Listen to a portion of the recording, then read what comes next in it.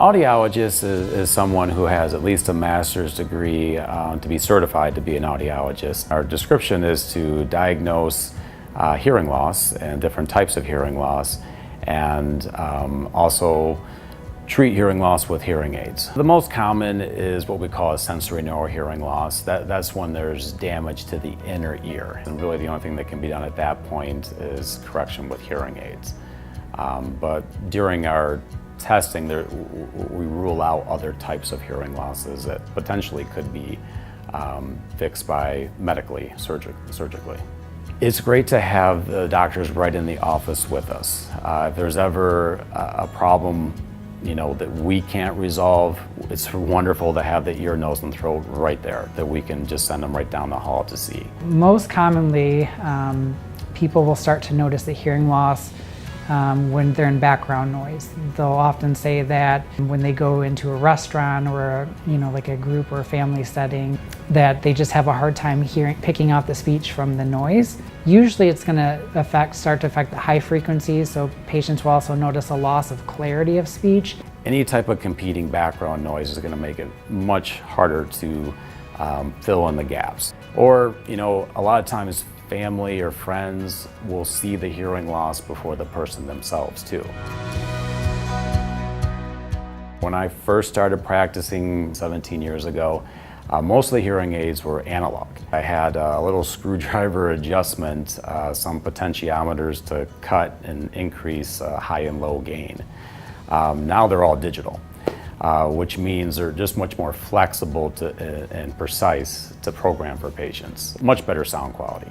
Today's hearing aids have the ability to focus more on the speech in front by picking the voices up in front of them and reducing the noise behind them. And the hearing aids work together. They're talking back and forth to find speech, reduce noise. A couple years ago, they came out with rechargeable hearing aids, so that's been a game changer. You're able to stream TV to go right through your hearing aids. Or you can stream your cell phone to go right through the hearing aid. So if you're driving, it's great because it's hands-free. You have your hands on the wheel.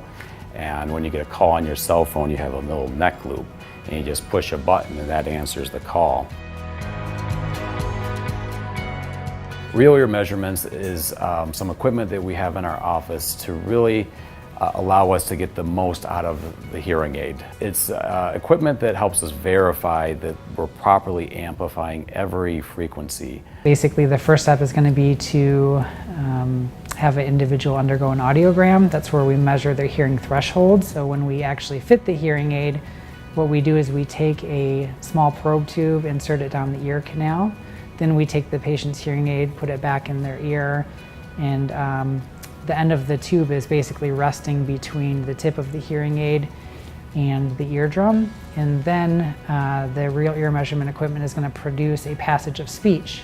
That speech is picked up by the hearing aid, and the hearing aid does its thing. It amplifies the speech, and the probe tube is in the canal in order to basically gather and channel that sound output back to the real ear measurement equipment.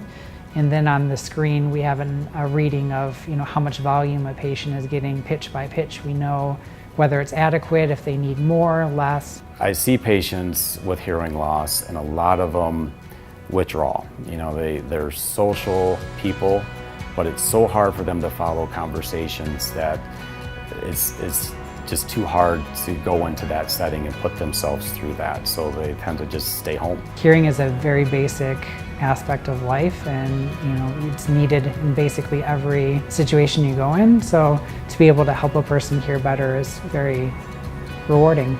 What I want for my patients is to give them their hearing back and give them a lot of their social life back.